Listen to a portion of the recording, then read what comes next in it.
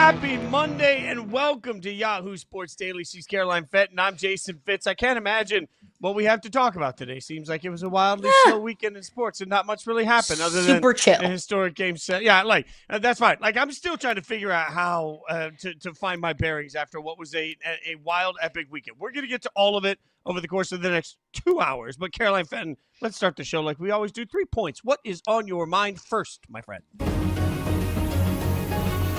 News updates.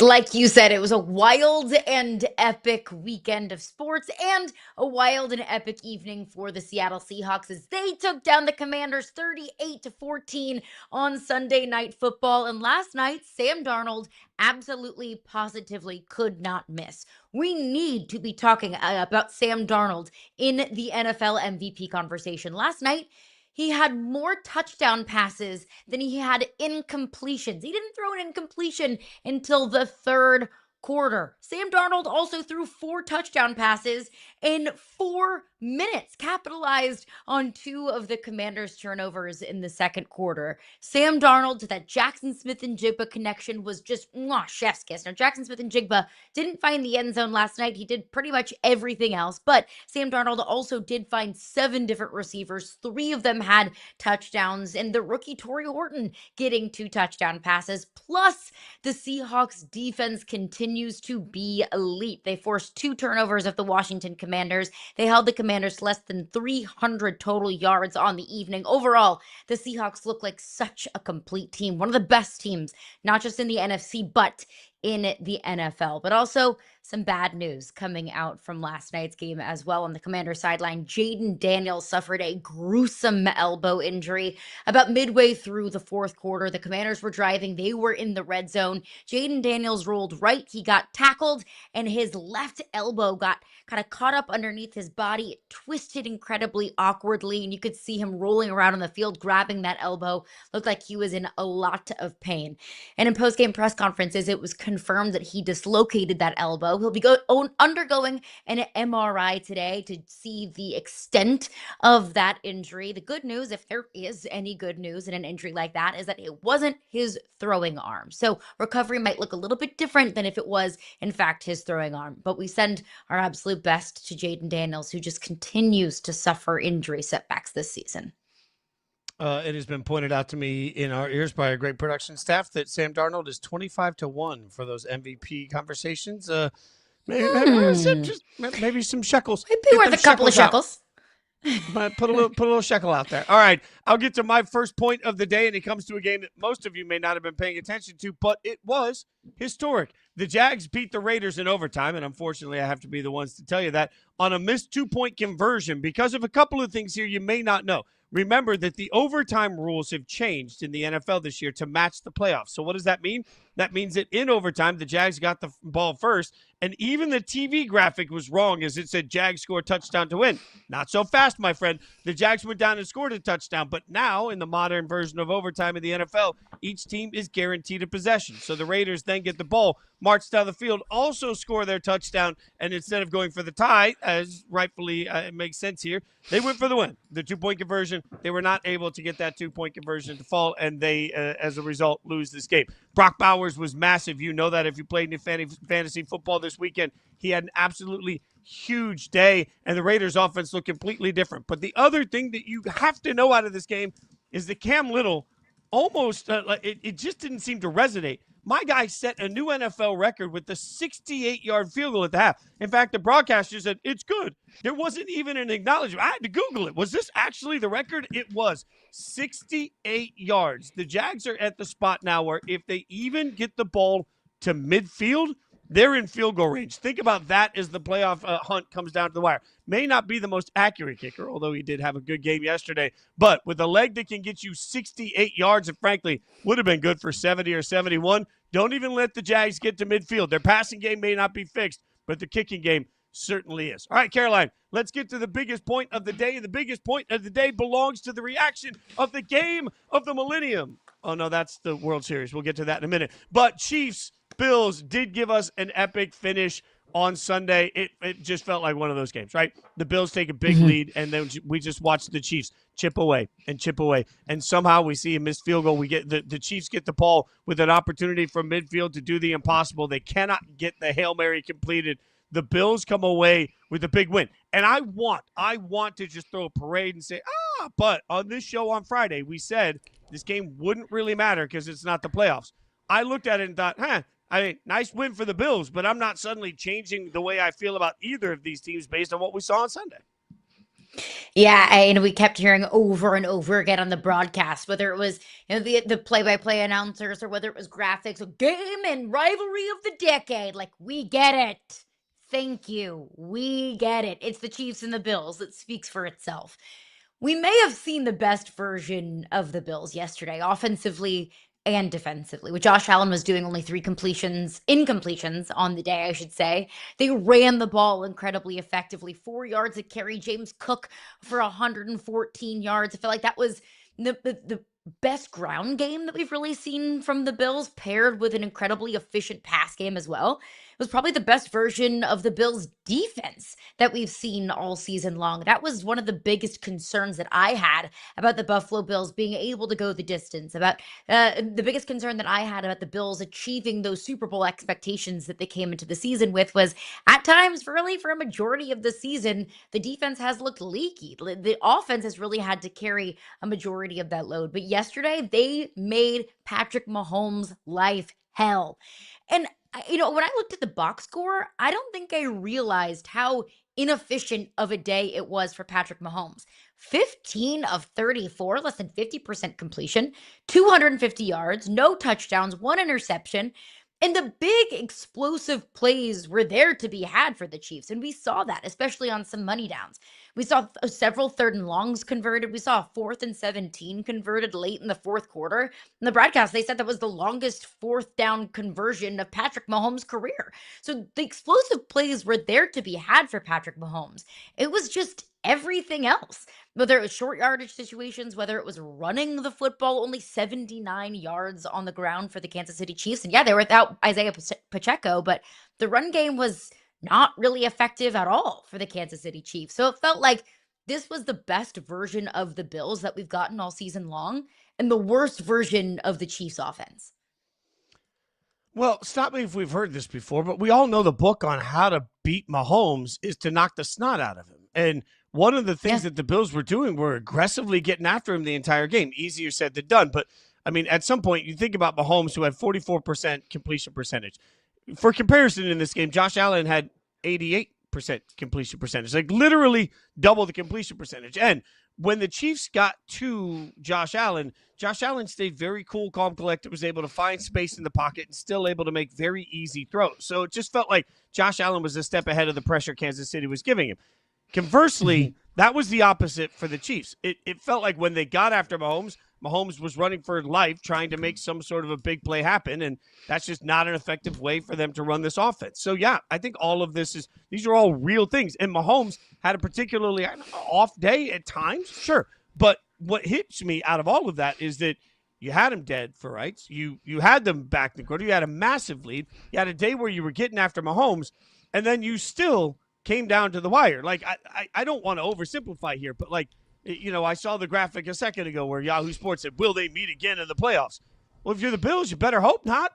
My God, do we really believe that the Bills win this exact game 9 times out of 10 in the playoffs? I don't. Like, there is something to the fact that the Bills got, even in this game, that did not have the meaning. It felt like the Bills got a little tight in the 4th quarter. And as it got tighter, the Bills got a little tighter. Like, I wanted to see the Bills run away with this thing when they had the chance. When they were up by 2 scores, I just wanted to see them absolutely curb stomp the Chiefs the rest of the way through to send that message of, we aren't afraid of you. And instead, as this game went on, it got tight. So I'm not any more – I would not be – it doesn't change the way I feel about these two teams going into the playoffs, even though you're right. It was a much more efficient day for Josh Allen, and the Bills did everything right. It felt like the Bills defensively threw them everything but the kitchen sink. And we saw probably the best day that we've seen Joey Bosa have in a Bills uniform. We saw Greg Rousseau get his. Christian Benford was all over the place. That we saw so much more production, and all these individual players defensively have great individual days on the same day, and all of these things were kind of clicking.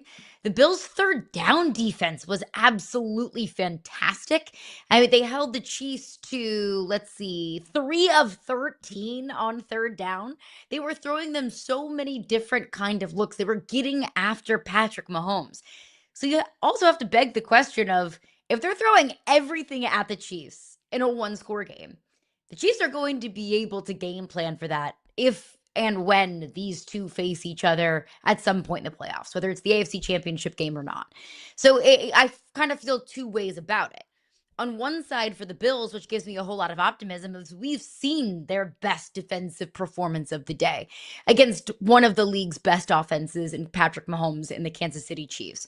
We've seen the Buffalo Bills defense look so much better than maybe it has in the past, when they, couldn't stop the Miami Dolphins offense. We've seen Josh Allen look so incredibly effective and efficient, and James Cook run the ball very, very well. So we see that, and that can give me more optimism about this Bills team piecing good performances, not just quarter after quarter, but also game after game.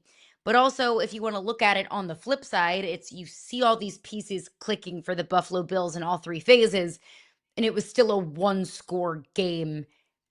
It was still a one-score game against the Kansas City Chiefs. And look, we've seen the Bills beat the Chiefs at home. It's what their last 5 meetings in the regular season, the Bills have won.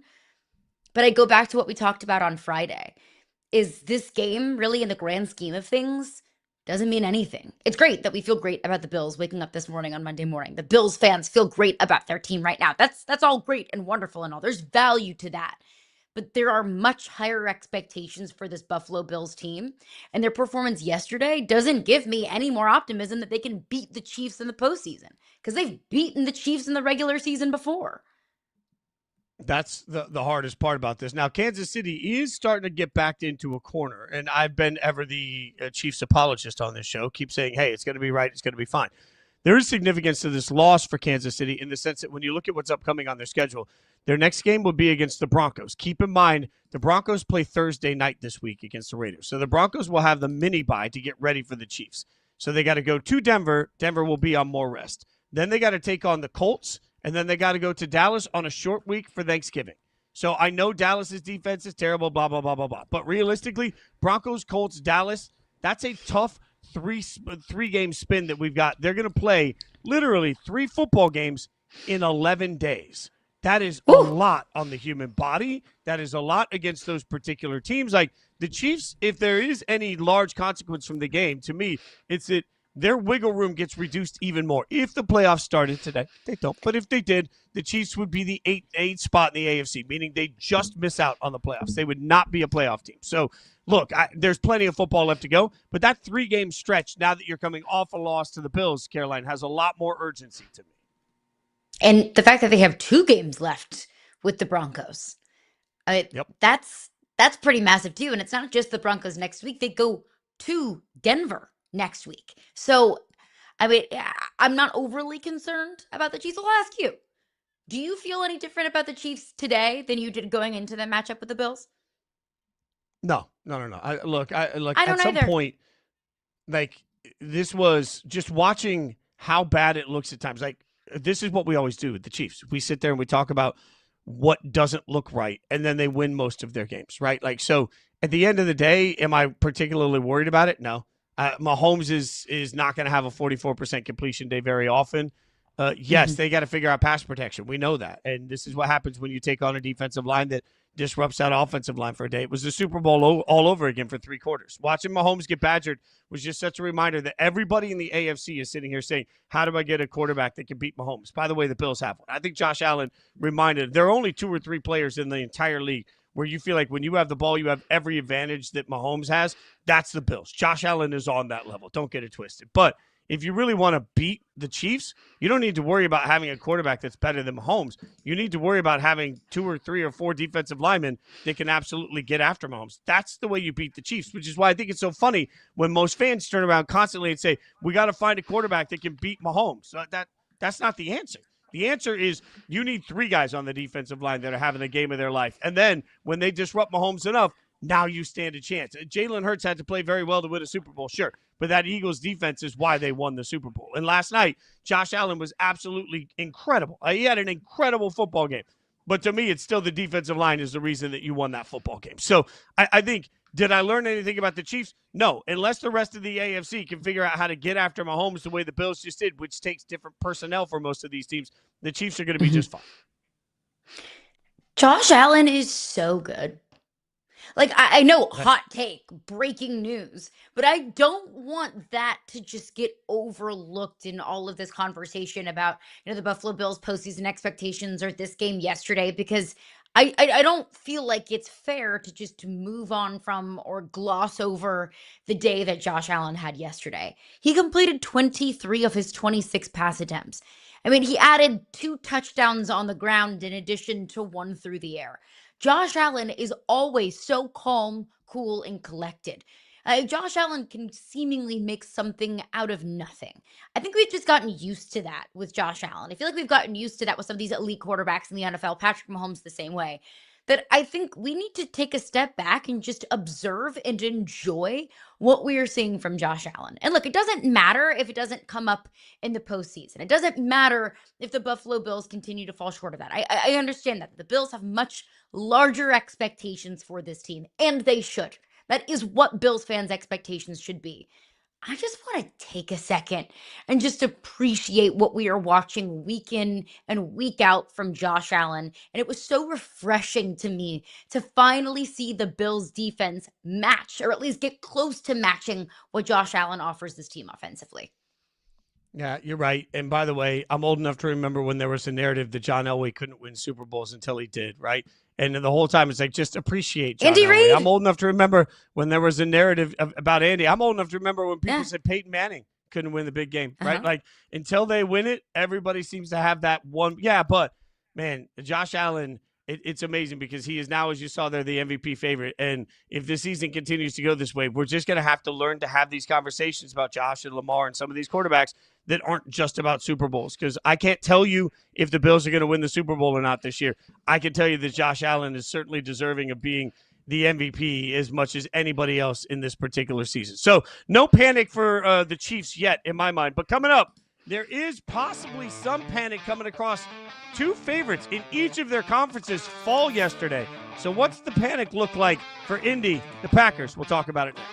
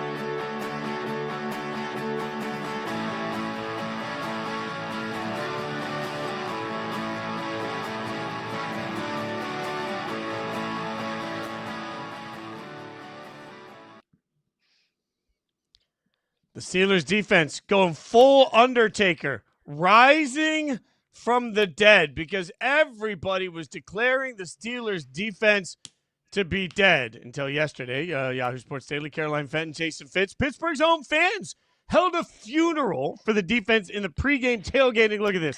I love this. Like I love it. It's so good.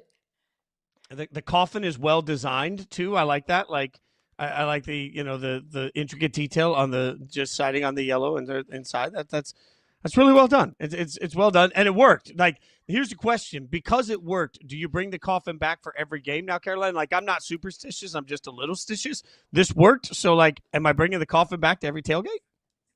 You might have to. I also want to know, like, where do you buy a yellow velvet lined casket for recreational use? Pittsburgh. I don't know. Like, do you Pittsburgh? find that on Facebook Marketplace? Do you get that Well, customized? if you find it on Marketplace and it says slightly used, do you still buy it? I don't know. There are a lot. I'm going to presume they built it from scratch, which is just another look. If whoever used it before doesn't need it now. Okay, now that I've completely Football fans are disrespected the dead, maniacs, and I love it. That is fact. Steelers fans held that for the funeral for their defense, but their defense came up huge, and it was just it was the second time this season that we have watched the Colts have one of those games where it felt like everything was going wrong, and it was a mini meltdown. And for the second time this year, the Colts take an L. There's a theme to their L's. Their L's come with bunches of turnovers. So now that we saw the Steelers just go in and force turnovers like Oprah gives out cars, are we concerned about the Colts? No, I'm really not. I mean, it was ugly. It was gross yesterday. I mean, 6 total turnovers from the Indianapolis Colts.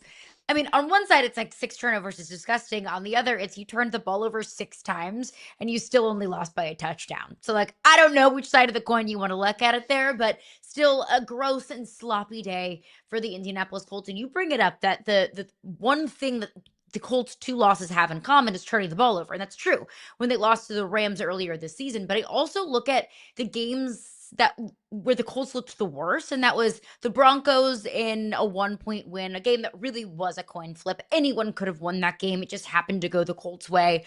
And the Rams, and then now the Steelers. I think those were all days that they were going up against defensive fronts that were getting after Daniel Jones. That I think one big reason why Daniel Jones has had this career renaissance, why Daniel Jones looks like a legitimate NFL MVP contender, is one, because of Jonathan Taylor and how he's able to carry a brunt of the load. How whenever Jonathan Taylor is on the field, you have to pay attention to him, which opens up so many looks in the pass game for Daniel Jones, but also because the offensive line has been so good for the Indianapolis Colts. I would say it's fair to say that the Indianapolis Colts have a top 5 offensive line in the National Football League. They just got worked yesterday. They got worked by that Pittsburgh defensive front that had their best day of the season. So I can't be overly concerned about the Colts because I really just think it was a bad day at the office. But now we're looking at 3 games. One of them, granted, was a win against Denver. 3 games that whenever Indianapolis is going up against a defensive front that is just better than their offensive line, Daniel Jones looks more reminiscent of the bad Daniel Jones than he does the good Daniel Jones in a Colts uniform. Well, that's in part, I think, Caroline, because like I want to take away the stigma of the phrase system quarterback. Like, look, I think there are different types of quarterbacks in the world. There are some quarterbacks that are Moses, and they can just walk in and they're going to part the Red Sea and everybody's going to walk right across. Like there are Moses in the NFL, and certainly Josh Allen and Patrick Mahomes and Lamar Jackson, they're Moses. They like doesn't really matter what's in front of them, they're going to make it work. I think there's something to, hey, this quarterback might not be Moses, but he's got a kayak and he drives it really well. Like he knows exactly how to get me across the river. That's what Daniel Jones does well. Like I think it's okay to admit that, hey, this guy is a great system quarterback. Like we have this argument all the time about Brock Purdy. I don't really give a damn. I just want wins. And in that system, he gets them. Daniel Jones gets wins when he's capable of playing within Shane Steichen's system and everything's working right. So when Jonathan Taylor's not running the ball well, when the offensive line is getting beat at the point of line of attack, those are going to be issues for Daniel Jones. And then on top of that, there was just a little bit of sprinkling of the football gods saying, not you, fat Jesus. Like I think when you see balls tipped at the line of scrimmage and they're picked, I don't put that on a quarterback. I genuinely believe that the NFL needs a category like baseball has for errors. We need to stop putting every interception on every quarterback, because what people see is a stat line that includes picks, and they say, see, Daniel Jones doing Daniel Jones things. Well, we need somebody that can come in and say, well, actually, the wide receiver tipped that ball into the air, never should have been picked. Like, there has to be a category and a way to sort of take those picks off the record. Because, yes, in the 2 losses, particularly, Daniel Jones has thrown some picks. Some of that has just been weird luck. Some of that's been great defensive plays. Like, I think we just put too much on it. So, for me, system quarterback, not in a bad way. I just think we're reminded that the Colts are at their best when the system's humming. And yesterday it wasn't humming. And that's okay. I think there are a lot of teams in the NFL right now that would do anything for a quote-unquote system quarterback. I don't want to say system quarterback like it's a derogatory term, because it's not. I think most quarterbacks in the NFL are system quarterbacks and just really good at it. I think there's just a select few that we view as absolutely positively elite, like a Josh Allen, like a Lamar Jackson, like a Patrick Mahomes, that maybe can rise above that quote-unquote system quarterback moniker. But there is absolutely nothing wrong with that, because Daniel Jones is a system quarterback. And I would sign up for Daniel Jones's efforts in my team system any day of the week and twice on Sundays. And I think we've just seen, look, we need all of these pieces to fit together. That the Colts defense is good, not great. It's, middle of the road, probably average to above average. That's what the Colts need their defense to be. They need the offensive line to protect Daniel Jones and to keep a clean pocket and to open up holes for Jonathan Taylor. Those things need to click for this team to win football games. And those things just didn't click yesterday. I chalk it up more to bad day at the office than Daniel Jones is bad or Indianapolis Colts frauds. I think it was just a bad day at the office against a Steelers team where everything was clicking for them defensively. Well, and speaking of system quarterbacks, let's get to the other 1 seed yesterday that lost, because we entered yesterday with the Packers as the top seed in the NFC. They lose to Carolina, and I'll stick with system quarterbacks. Oh my for a second. gosh! Like, when Jordan Love is just out there running Matt LaFleur's system, I feel really good about that version of Jordan Love. Like, when Jordan Love is just out there, get rid of the ball, read, react, make the play that's there in front of me, it works out well. When Jordan Love starts running around and trying to make extra things happen, bad things happen. And yesterday was a great example of just watching. I want to give Carolina a bunch of flowers, because Carolina disrupted Green Bay over and over and over again. But this is the second time this year that we've seen the Packers take an inexcusable loss if they're going to be the type of team that they want to be. And in part, I put this squarely at the feet of Jordan Love trying to be more than a system quarterback. Just go out there and do your job the way LaFleur has you do your job, and you're going to be great. You're going to win a ton of games. When you start running around and then throwing across your body into the end zone directly to a Panthers defender, that stuff drives me crazy. It drives me absolutely insane. And yesterday, it felt like so much of what the Packers were doing in short yardage situations, just chipping away, from a 4-yard pass here, 6-yard pass there, just the short yardage passes, it was working well for the Packers.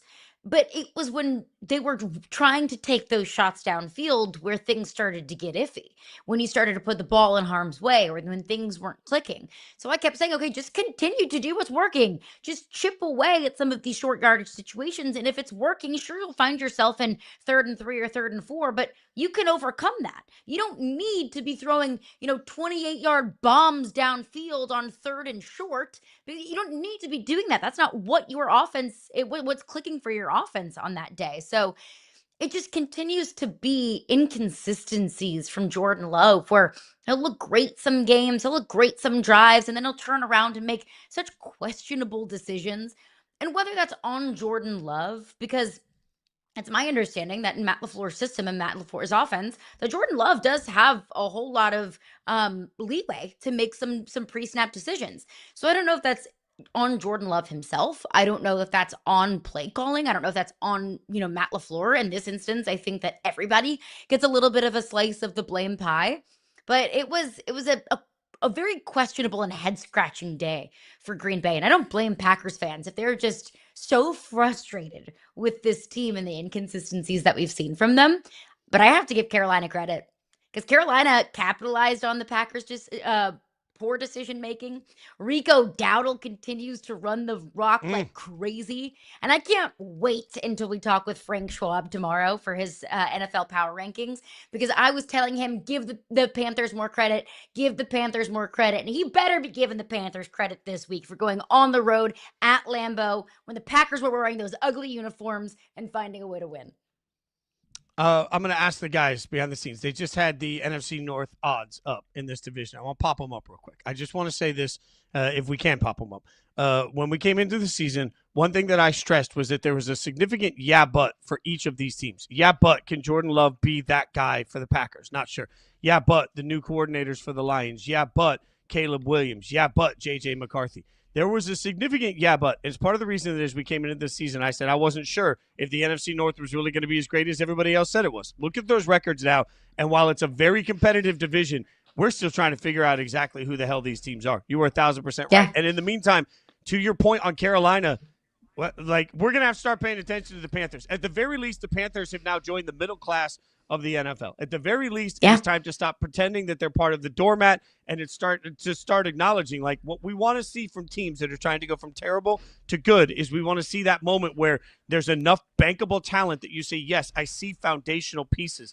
The Panthers are showing us every single day right now that they have foundational pieces. No, they are not going to be a massive player in this year's NFL. But if you're a Carolina Panthers fan and what you really wanted to see were building blocks, you're seeing them. You're seeing the building blocks come together. So, all right, from what we saw from the two top seeds to what we saw Saturday night, quite frankly, the best Game 7 in history, and it wasn't even close. We'll tell you about it next.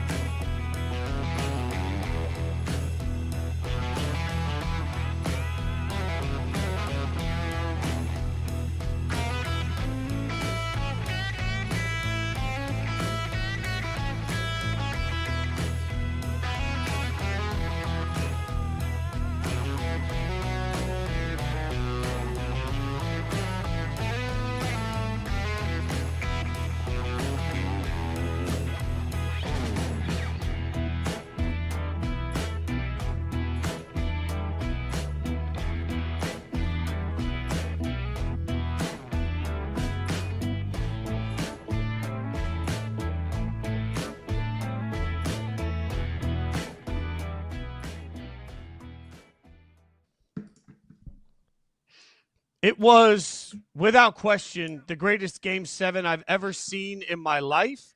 It was, without question, one of, if not the greatest championship moments I've ever seen in my life. The World Series gave us a Game 7 that people will be talking about for generations. Not just because what you see there, not because the Dodgers won. Frankly, the winner was virtually irrelevant to this. The way it went down, Caroline, is something I will never forget. And I'm the farthest thing from a baseball apologist. I'm not the guy that's sitting here saying, oh boy, I can't wait to talk about the Dodgers in the middle of June. Like, that is not part of who I am. And I sat there riveted with this game, not just because of the stakes, not just because of Shohei, not just because of the star power, but because of everything that happened. When you have two outfielders running into each other and somehow still making the catch, when you have incredible plays like this, when you have a photo finish at the plate where nobody even knows if the World Series is out, We don't know if it's over. We don't know if it's going to continue. Like, we have no idea. And then you get extra innings. That is such a surreal ending. The fact that you still can go out on Twitter X and look at 100 different images of that play at the plate, and you will have Blue Jays fans that will say, nope, I don't care. His foot was off. Like, Caroline, that is just there isn't another pro sports equivalent to what we saw because of the combination of the drama and how it was won and the combination with the drama of how it wasn't won through the course of the late innings. I have chills. Like, just thinking about it, hearing you talking about it, I have chills. We talk about how sports are games of inches, and they are, and that was on full display. Look at that. Look at that on top. It was, okay, did the catcher's foot come off of the bag, or did the runner get there in time? That we were looking at all of these different angles and slowing it down frame by frame, that it wasn't just a game of inches. It was a game of centimeters, millimeters, the teeniest, tiniest little fraction of a difference between the Dodgers winning a World Series and the Blue Jays winning a World Series. Just think about that. Championships, legacies, history was on the line, and it was decided by the teeniest and tiniest and most slightest of margins. That's all we can ask for in games like this, in moments like this. I mean, just look at that. I mean, all of the differences, the way that we could kind of peel back the curtain of ways that the Blue Jays could have easily won this game, but they didn't because things just didn't fall their way. And so that's why, Fitz, I feel like a lot of the rhetoric and the conversation coming off of Saturday night's game was, well, the Dodgers do it again. The Dodgers are ruining the sport of baseball. Really? Really? That's your number one takeaway from the World Series? Is that the Dodgers are ruining the sport of baseball? When we get the most watched Game 7 in almost a decade? When we had a Game 7 that went to 11 innings? When we had an incredibly back and forth World Series? When one of the games went to 18 innings? When it was so evenly contested? When it was decided by inches and millimeters? You want to tell me that the Dodgers are ruining the sport? When they have the best player maybe in the history of the game of baseball in Shohei Ohtani, you want to tell me that that's ruining the sport? You want to tell me that that's not drawing up interest? You want to tell me that the game of baseball is worse off today than it was a couple of years ago because of the Los Angeles Dodgers? That is lazy. That is such a lazy take. Because let's not act like the Blue Jays we're some rinky-dink team that just got completely blown out of the water in the World Series. Don't play revisionist history here. The Blue Jays also had a top 10 payroll in Major League Baseball. The Blue Jays looked at times like the better team. The Blue Jays looked like they had the deeper lineup. The Blue Jays at times looked like they had the better pitching staff. I mean, sure, fair. The Dodgers totally blew through the NL side of the bracket, but this World Series, we're going to be talking about this one. We should be talking about this one for years and years to come. So don't act like this is bad for baseball or the big bad Dodgers are doing something terrible for the sport. Because if anything, the Dodgers have been the best thing that happened to Major League Baseball in over a decade. Yeah, to me, this is something we echo all the time. Championships are not for diehards. They just aren't. Championships, whether it's Super Bowls, whether it's the college football playoff championship, whether it's the NBA finals, whether it's the World Series. Championships are for casuals. It's the way you showcase your sport to the broadest set of the audience you possibly can all over the world. I am living, breathing proof. Look, I was riveted to watch this game. I looked forward to this game all day. Why? Because it's the Dodgers. No, I'm not particularly a Dodgers fan, but the chance to see Shohei in Game 7, not knowing what that was going to be, that meant something to me. That's something that I looked forward to all day long because at the end of the day, we flock to stars. And while we think it's a great story when stars aren't there, at the end of the day, what people want to see are the biggest names in the sport. They want to see the biggest faces in the sport. They want to see the biggest stars in the sport. That's why, as they showed you the numbers earlier, almost 26 million people watched Game 7 of the World Series, to which I'd say if you think that baseball is being ruined by the Dodgers, you're probably not the target audience for what's happening right now.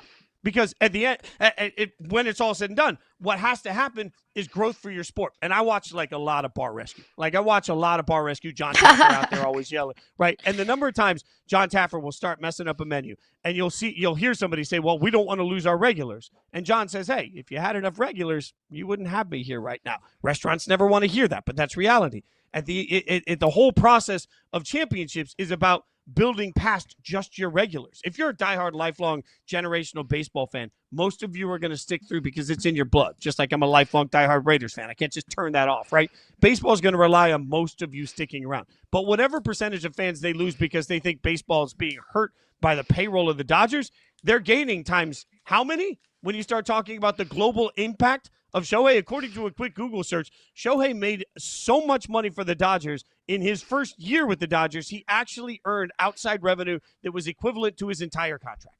So when you talk about growth, that's what Shohei is providing. When you talk about growth, that's what superstars provide. The fact that people that don't even follow baseball were walking around and had suddenly an opinion about Freddie Freeman, and suddenly an opinion about Mookie Betts, and suddenly an opinion about like the stars in this, Vlad, all of the stars that came into this thing. This World Series was what it was because of the dramatic finish on it. But not as many people would have seen that dramatic finish without the stars. So if you want to tell me that the stars are killing baseball, you have to acknowledge that the single greatest finish, I think, in the history of your sport wouldn't have been seen by a lot of people like me if it weren't for the Dodgers and the star power.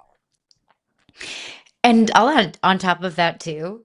I mean, the star of Game 7, really the one who like won it for the Dodgers wasn't Freddie Freeman. It wasn't Mookie Betts. It wasn't Shohei Ohtani. It wasn't Teoscar Hernandez. It wasn't one of these brightest stars on this star-studded roster.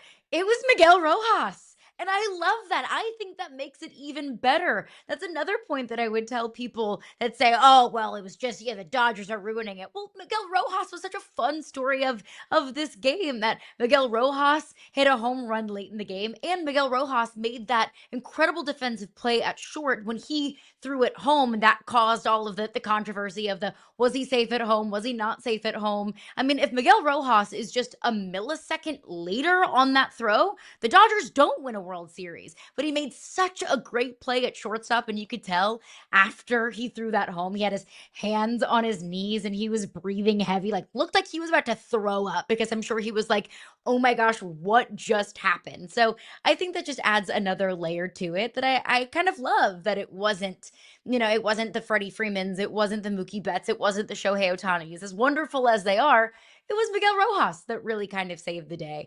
Now, if the Dodgers continue to win, if they win 4 of the next 5 World Series, if they continue to just pay their roster far more than any other team in baseball can afford, then sure, we can have the conversation of, is it time to adjust how we approach payrolls in Major League Baseball? We can totally have that conversation at this point. But it's not very often that you have back-to-back championships in Major League Baseball. There is so much parity in this sport. So where we are right now, I think we can just enjoy the greatness that we are seeing, because people enjoy greatness, and I think more people need to be plugged in to the game of baseball and the greatness of it. And if the entrance to the game is Shohei Ohtani, then so be it. Look, Shohei's the gateway drug. But look, anytime exactly. you get... He's the marijuana of Major League Baseball. Look, you're not wrong.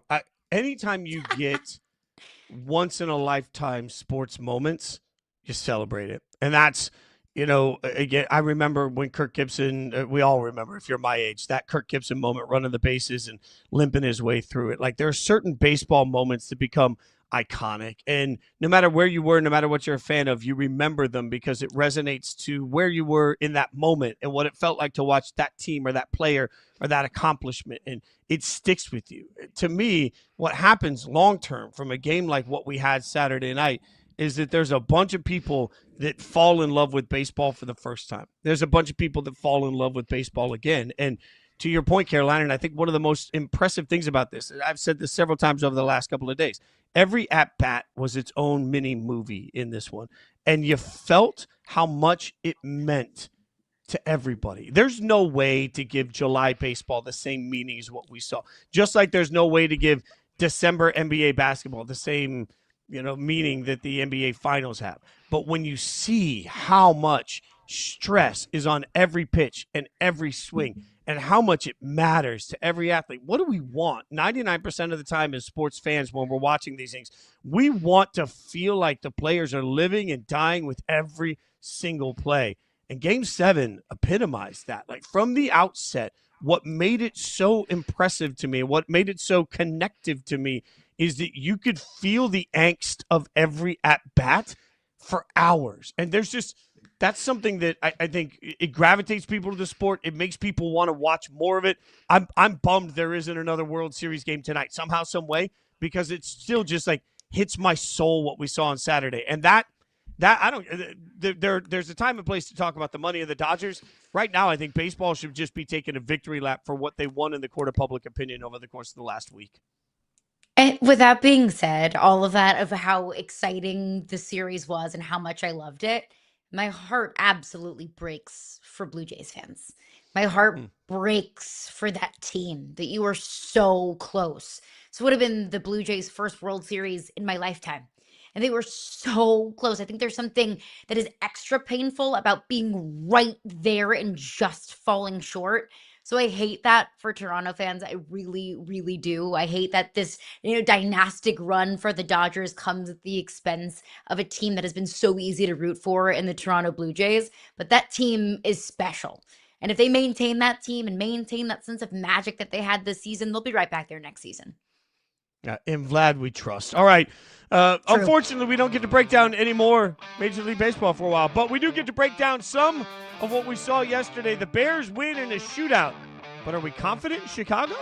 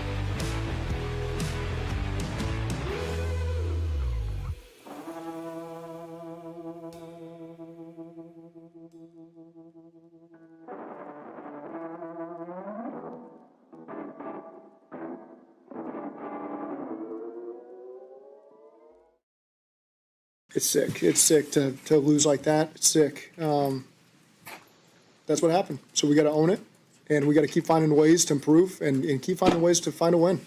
Just these last 2 weeks, it hasn't happened. Maybe the strangest loss I've seen of the year. The Bears win 47-42 in a game that, frankly, the Bengals were down big late, and the Bengals get a couple of late touchdowns that all of a sudden put them up by one, and then the Bears, driving with very little hope, you would think, are able to not only get themselves in field goal range, but then all of a sudden, what should have been an easy tackle. I mean, Loveland catches the ball. There are three Bengals right there. All three Bengals say, "No, sir, we would not like to stop you." Loveland goes in for a touchdown as time is running out. 47-42 is your final on this one. The Bears get an improbable win. And you just heard Zach Taylor say it's sick to lose that way. I don't know, Caroline, what else he can say. Because I don't know how much of this is on Chicago and how much of this is just on the Bengals being so stinking incompetent that they can't even do the very basic things that are necessary to get a win in a game they should have won. Incompetent defensively, at least. Both Yes. of these teams were incompetent defensively, because I think the difference between the Bears winning and the Bengals losing, or the Bengals potentially winning, is the fact that time ran out. If the Bengals got the ball back, I feel like the Bengals could have scored. Obviously it was the Hail Mary that fell short at the end, but if the Bengals had enough time, that they could have scored and then they would have won the game. Like, I felt like whoever had the ball with substantial amount of time left at the end was going to win this football game. I mean, I feel like the defenses for both of these teams set defenses back decades, because nobody wanted to play defense in this one. I mean, just look at the fourth quarter. Bengals fumble, Bears field goal, Bengals miss field goal, Bears touchdown, Bengals interception, Bears punt, Bengals touchdown, 2-point conversion, onside kick, Bengals recover, touchdown to go up 42-41, Bears touchdown on that 58-yard touchdown pass. What are we doing? It was a blast to watch this game in the fourth quarter, frankly, because it was drunk in every single meaning of the word. But man, is this not just an absolute gut punch if you're Joe Flacco, who completed 31 of 47 pass attempts for 470 yards. How in the world is your 40-year-old quarterback throwing for 470 yards in a loss? Oh, the hardest part about this is the tackling that you mentioned. This is just a hill I constantly die on. They missed 15 tackles in that game, I believe is the graphic we had there. They've missed 94 so far this season, they being the Cincinnati Bengals. 15 tackles for 133 yards. I will remind the world that according to the most current collective bargaining agreement, the NFL, between the NFLPA and the NFL, the maximum number of padded practices allowed in an entire NFL season, once we start the NFL regular season, is 14. That's right, 14 times that you can put pads on for the entire season. All right, 11 are required during the first 11 weeks. After that, you can only have pads on 3 times in the last 6 weeks. To save player health and safety, 14 times you can put pads on. This is why I've always said, if you are a fan of a team that's terrible at tackling, sure, there's dummies and there's exercises they could try to do. But if the answer is more time on task, you got 14 total practices all year to get better at it. The Bengals are not going to get any better at this because they don't have the right people there to do it, and they don't have the opportunity to test the skill set. They don't have the opportunity to really practice wrapping up. You don't do that anymore in the modern NFL. So if you think the answer to this is, well, they're going to get it fixed in practice, they're not. If you think the answer to this is fire the defensive coordinator, okay, well, is the defensive coordinator responsible for 15 missed tackles in one game? My God, like, at some point, you got to put this on the players. Like, I understand we love to fire coaches, but I'm looking at the Bengals defense saying, hey, guys, I want to be clear. We don't even know if your coaching sucks because you're executing the defense so poorly. All we know is that you as a unit suck, and you're not going to get any better this year. I don't know how you step away from this game and say, okay, I feel like there are things that we can tangibly be better at. Or I feel like there is a clear and obvious answer of where we go to next. Because the same thing has been happening with the Bengals that we saw on full display yesterday. That offensively, they're elite. They can put up a ton of points. They can put up a ton of yards. T. Higgins had an outstanding day. That as long as you have Jamar Chase and T. Higgins, you're going to be doing something right. But they just can't stop a nosebleed defensively. I mean, the Bears ran for almost 300 yards yesterday. Almost 300 yards. I thought, is anyone at any point going to maybe even think about tackling Kyle Monangai? Anyone? Because he put up 176 yards on the ground yesterday, good for almost 7 yards a crack. Like, was anyone maybe going to tackle anybody yesterday? That's what it felt like. That's what it felt like. The Bengals were like, no, you guys, you go ahead. You have it. We're good because we'll get the ball back later. We'll score, and then you guys can have the ball back. Like, it just felt like nobody wanted to tackle anybody. And I don't know if you're the Bengals where you go from here, because it feels like the season's already lost. As long as Joe Burrow is on the sidelines, which he will be until early December, you're not going to be winning games that matter. You're not going to be doing really, I think, anything of any sort of substance.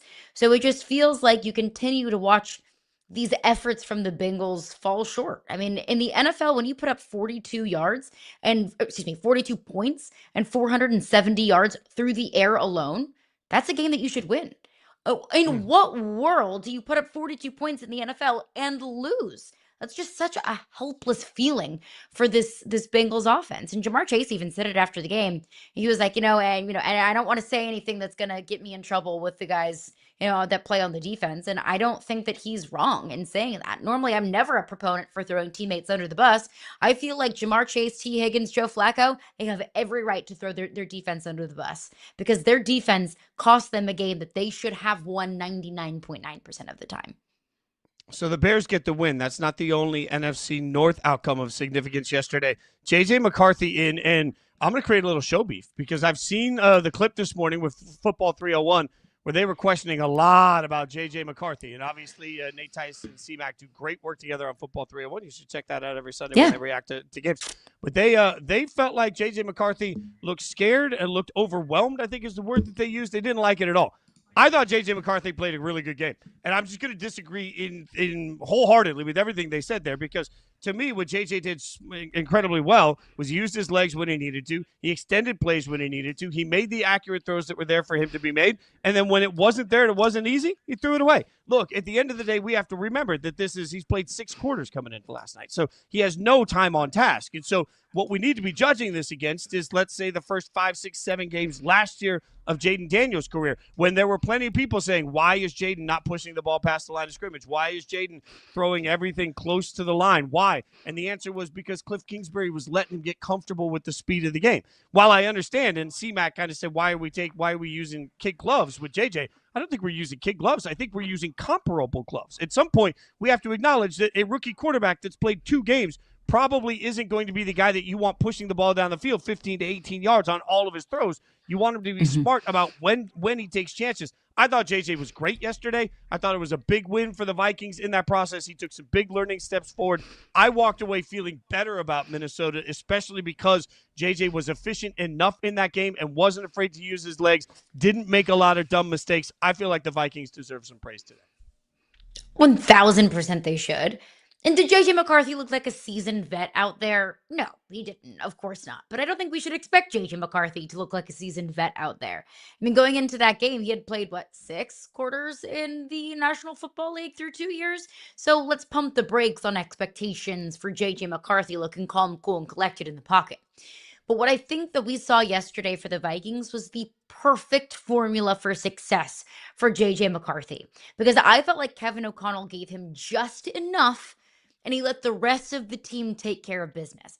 Getting Aaron Jones back is huge for that offense. That takes a huge lift off of J.J. McCarthy. They ran the ball incredibly effectively, just shy of 5 yards a crack. Justin Jefferson and Jordan Addison were catching everything that came to them. That Justin Jefferson one-handed touchdown catch was just chef's kiss.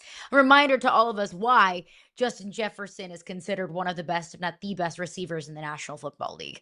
And then defensively, I thought Minnesota did enough to carry the slack, to not ask J.J. McCarthy to have to sling it 40 or 50 times a game. So I thought it was the perfect recipe for success. J.J. McCarthy threw it 25 times. That is a sweet spot. That is just enough. They ran the ball effectively. Receivers caught balls that came their way. And defensively, they took care of business. So J.J. McCarthy didn't need to do too much. He shouldn't need to do too much. If J.J. McCarthy needs to throw the ball 40 or 50 times a game, you lose. That was the formula for success for the Vikings, and they were able to execute it on the road against one of the best teams in the NFL. So absolutely credit to the Minnesota Vikings. All right, let's keep breaking it down. When we come back, we've got plenty more action to get to, not the least of which is, I don't know, maybe the best team in the entire NFC. Might want to start paying attention to them, even if they do play on the West Coast. We'll tell you about it next.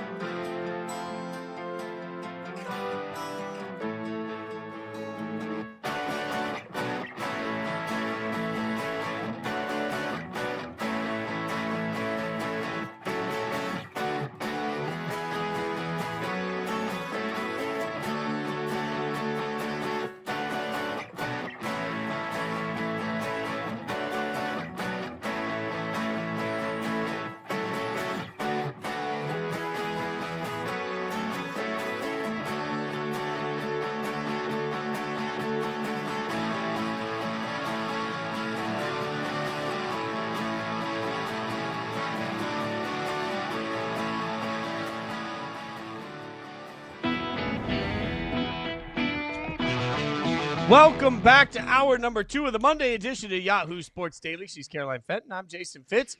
Plenty to get to this hour. Stephen Godfrey going to join us. We'll talk a little college football in about half an hour. But before that, Caroline, let's get things rolling as we do every hour with 3 points. What's on your mind first, my friend? News updates. Well, the 49ers, as you can see, took over the city of New York, if you want to say that the Giants, in fact, play in New York. I know that Buffalo Bills fans have little contention with that, but the San Francisco 49ers take down the New York Giants 34-24. And remember, that is a Cam Scattaboo-less New York Giants team. But the 49ers, to me, are incredibly difficult to put my finger on. We keep saying, okay, we're going to count the 49ers out because they keep dealing with all of these injuries, that Mac Jones was in again at quarterback for the 49ers, that George Kittle's been banged up, Juwan Jennings has been banged up, that defense is totally and completely banged up. But they found a way to win against one of the league's hottest teams. A week after they lost to the Houston Texans, a game they had no business losing. A week after they beat the Atlanta Falcons by 2 scores. The week after they lost to the Tampa Bay Buccaneers by double digits. This 49ers team is like a toxic ex-boyfriend. Just when you think you've had enough, just when you say, you know what, I can't do this anymore. I can't believe in him. I don't have a future with him. I can't do it with him. I've had enough of his bullcrap. Well, then he sends you a really sweet text, and then you open your front door and there's flowers waiting for you on your doorstep. Just when you think you can count the 49ers out, just when you feel like you can stop believing in the San Francisco 49ers, they turn around and they win. Just when you think that you've had enough of your toxic ex-boyfriend, he's really sweet to you. The 49ers have now alternated wins and losses every single week, going back to week 3. So they can't find any sort of consistency, but you know what they can do?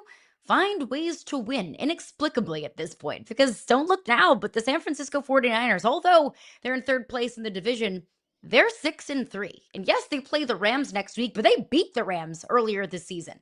And then they play the Arizona Cardinals. And then they play the Carolina Panthers, which is no gimme, but still a game that they can win, at least on paper.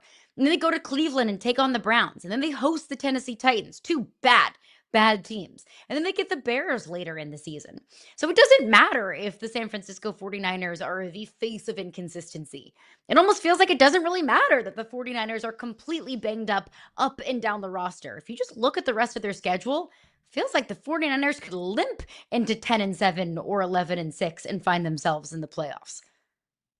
Look, a friend told me years ago, you can fix almost anything in a partner. You can't fix crazy. Once you figure out that they're that toxic, you just got to walk away, just like we all should with the 49ers. I'll get to my first point here. Let's get a little NBA news in.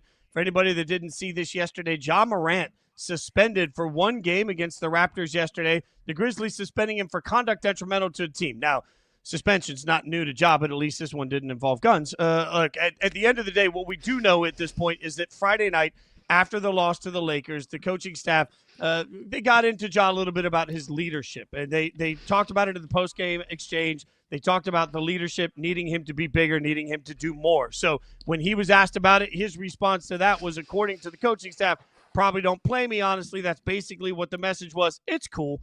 So all of a sudden what you have is, at a microphone, coaches and star players going at each other. That is never a recipe for a win. It's always a recipe for a loss. The question is, how do you fix this if you're Memphis moving forward? Does Memphis need a fresh start away from Ja? Does Ja need a fresh start away from Memphis? Or can a new coaching staff figure out how to get the best out of a superstar player? He's a career low in minutes right now. They're all still trying to figure out exactly what basketball looks like in this modern iteration of what the Memphis Grizzlies are. The question is, can you at some point maximize Ja? It feels weird to ever think of Ja just simply not being part of the Memphis Grizzlies. And that franchise, I should note loudly, needs people that are destination, that are billboard, that sell tickets, that make the franchise interesting, not just nationally, but even locally. So Ja is important to the Memphis Grizzlies. But if you can't win with him, and if you can't get everything right, and you end up suspending him, and the relationship becomes fractured, at some point you have to wonder when it will be time for Memphis and Ja just to mutually decide maybe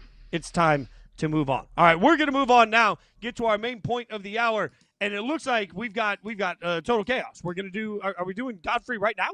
I think we're gonna do that. I don't know. No, we are not. Okay. Look, I've just peeked behind the curtain. We got some moving parts behind Live the scenes. I TV. thought we had Stephen Godfrey yet, but no, Stephen's going to join us in a few minutes. In the meantime, let's get back to where we were through the course of this. So let's get to the Commanders-Cowboys, that game going on last night. Big news, Jayden Daniels hurt late. This was obviously the biggest significance of this win for many people. Jayden Daniels dislocated his non-throwing elbow, as Caroline told you earlier in the show. This, on top of the hamstring injury we've already seen, means a lot of this season is starting to feel very lost for Washington, Caroline. I hate it. I hate it so much that I think in sophomore seasons, it's fair to expect at least a little bit of regression. We saw that from CJ Stroud after his offensive rookie of the year season to his second year. And I think it was fair to expect a little bit of that of Jayden Daniels after an electric 2024 offensive rookie of the year. He gets the Washington Commanders to the NFC Championship game. We're talking about the Washington Commanders. We're talking about a brutal and miserable franchise for so many years. And finally, Jayden Daniels in year one gives what felt like a hopeless fan base all the hope in the world. So I thought, okay, maybe expect a little bit of regression in the second year. The unfortunate part is, though, that regression has come at the hands of injuries. Constant injury setback after constant injury setback. And last night is the latest one, and it was gruesome. It was so difficult to watch. Now, the slight silver lining in that cloud is that it was his left arm. It was not his throwing arm. Maybe the throwing arm, if it was the throwing arm, we could talk about it and being a much more severe, not just season ending, but maybe even something worse for Jayden Daniels. But we'll get an update. He's undergoing an MRI today to see what the extent of that injury might be. Right now, we know that it's a dislocated elbow. I just hate that for Jayden Daniels himself, who, when he's healthy, he looks great. He looks fantastic. I hate it for Jayden Daniels. I hate it for his career trajectory. And I hate it for this Commanders franchise. Because I've seen it, Fitzy, knock on all the wood. Jayden Daniels' mom asked us not to do this. But I've seen so many of the Jayden Daniels RG3 comparisons. I hate that that's a conversation that we're having. I hate that those are comparisons that we can make. I just hope for Jayden Daniels' sake, for this franchise's sake, that Jayden Daniels can at least find some consistency in being able to stay on the field. What's your best ability in football, Fitzy? It's your availability. And Jayden Daniels hasn't been available. Yeah, look, and they've got the Lions coming up. That's going to be a tough matchup. Then they get the Dolphins, who suck, and then the Broncos. So they got a couple of tough matchups. If he misses any time here, it's going to be really difficult to find a reason to put him back on. It's expected he's going to miss several weeks. The question is, by the time he's healthy again, is it really worth putting him at risk, or is this season completely lost at that point for Washington? I hope it doesn't get to that point. We expected this to be a step back, but let's remind everybody that Washington right now sits at 3-6. Like, this season has gone off the rails for Washington. It's amazing how one over. game makes it. Yeah, I mean, it's amazing how different 4-5 feels than 3-6. It's just the way that this whole thing works. So obviously, that's a worst case scenario for Washington. Let's stick in the NFC East. Let's go from the Commanders to the Cowboys tonight. Monday Night Football. We have Jerry's Bunch playing host to the Cards, but Jacoby Brissett is going to be the starter. Now, Kyler Murray could be active. Regardless, he won't start. I want to say this loudly. We got a lot to break down in this game, but I want to say this loudly because I saw this with JJ. This is where everybody starts talking about the new craze on social media of soft benching. And, a bunch of people on Twitter were making a soft benching comment about JJ McCarthy. And then we find out that obviously that wasn't the case with everything that Carson Wentz was dealing with this body. If they had any chance to play JJ, they could have, they would have. They just didn't. Just because you are medically cleared. Medically cleared means doctors say you are ready to go. That doesn't mean that the coaches feel like it's worth the risk for where you are in ready. It doesn't mean that you're the level of ready that they want to see. It doesn't mean that they feel like you've had enough reps to get the rust off. There are a million other variables. Just because the doctor says he's cleared doesn't mean that suddenly somebody gets back in the game. Like, that's normal. But now in this weird world that we're living in, all of a sudden it has to be, well, he's cleared, and this means something. I don't think we know yet what this means. Kyler Murray is very capable of being cleared, but also not being 100% ready to play. And they feel like, hey, we'll have him there in case of emergency. If we have to have him hand the ball off, we can. But we're not comfortable letting him play this game. If we find out after this game that Jacoby Brissett is going to be the long-term starter, let's have that discussion. But, Caroline, I just think everybody needs to press pause on what we're doing a lot right now as a football society, which is using injury as a reason to be something bigger than that. And it downplays the guys that are working their asses off to get back on the field. Yeah, the JJ McCarthy's getting soft bench crowd. Looks like a whole bunch of ding-dongs after the last couple of weeks. After how bad Carson Wentz looked. Now, look, I'll give Carson Wentz credit. He's battled through a whole lot of injury. And then how, JJ McCarthy and this Vikings team looked yesterday. Ding-dongs, all of you. But also, let's be fair. Jacoby Brissett has looked like he's given the Cardinals a better chance to win at times. That doesn't mean that Kyler Murray is being benched for Jacoby Brissett. That doesn't mean that Jacoby Brissett gives you a better chance to win long term. That's just what we've seen, at least so far in the short term. And I don't really blame Jonathan Gannon for maybe taking a slower approach with Kyler Murray's injury than initially anticipated, because Jacoby Brissett has looked pretty darn good. Jacoby Brissett has been, I think, it hasn't come up in the win and loss column, but Jacoby Brissett has been fine. He's been good. He's maybe given a little bit of pop to this offense that we haven't seen from Kyler Murray. So I don't really blame Jonathan Gannon for taking this approach. I mean, at the end of the day, too, at some point we got to look at the numbers. I'm looking it up right now. Kyler Murray this year, $43 million cap hit. Next year, $53 million cap hit. If you're even remotely on the line on how healthy he is, you're not putting him out there to risk any further injury that could impact this offseason, when this is the other part of it. Like, we've seen quarterbacks plenty of times, if they are being given up on, we see quarterbacks plenty of times that aren't put back in the game because they don't want to risk injury that will suddenly put them on the hook for guarantees and contracts. Like, there's a million other variables we don't know. But you are right. Jacoby Brissett has looked better than Kyler Murray, which is its own issue. Like, if you're the Cardinals, at some point, well, you got to figure out, while none of us are looking, because you're the only people that are going to have access to the practice information. You're the only person that can find him in meetings and see who he is as a quarterback overall. You're going to have to figure out, is that a statement on Jacoby Brissett, or is that a statement about Kyler Murray? And can you fix it? Because you all decided as an organization to pay him massive amounts of money for a reason. Somebody in the organization believed in Kyler Murray, a previous staff, enough that all of a sudden they say, yeah, this is the guy. Jonathan Gannon's going to have to figure out, like, now, is this the guy for him? Because I'm not really sure we know anything about the Cards. I'm not sure we really know anything about Jonathan Gannon as a head coach right now. Like, they are one of the most forgotten, middle-of-the-road franchises. They're not bad enough for everybody to yell at how bad they are. They're not good enough for everybody to care. And I'm not sure that Kyler Murray can answer any of that. So they got to get that figured out before we get to this offseason. They need to figure out wholeheartedly, are we in or out on Kyler Murray before week 18 of this year, so that they know what the hell they're doing next year at the position. Yeah. What does the Arizona Cardinals want to do? Like, how do they want to win games? I don't know. Like, I don't know what the identity of this football team is. That might be from the head coach. That could be a trickle-down effect from Jonathan Gannon, that maybe he is trying to implement an identity that just doesn't fit this roster. Maybe he doesn't have a clear-cut idea of what this identity is in the first place. It could be a Kyler Murray thing. I think it's probably a combination of the two. I think it's fair to point out here, as we're a day away from the trade deadline, like, Kyler Murray's not getting dealt. He's not getting traded. Nobody is spending, valuable draft assets to acquire Kyler Murray at this point in the season. But I think it is fair to question, what is Kyler Murray? Is he one of the 15 best quarterbacks in the NFL? I don't think so. Is he one of the 32 best quarterbacks in the NFL? Yeah, I think that's fair to say. But where do the Cardinals want to go from here, with the understanding that they very well could have a top 5, top 10 pick in this upcoming NFL draft? But on the Cowboys side of things, they have an elite offense, one of the best in the NFL, and an absolute doo-doo defense.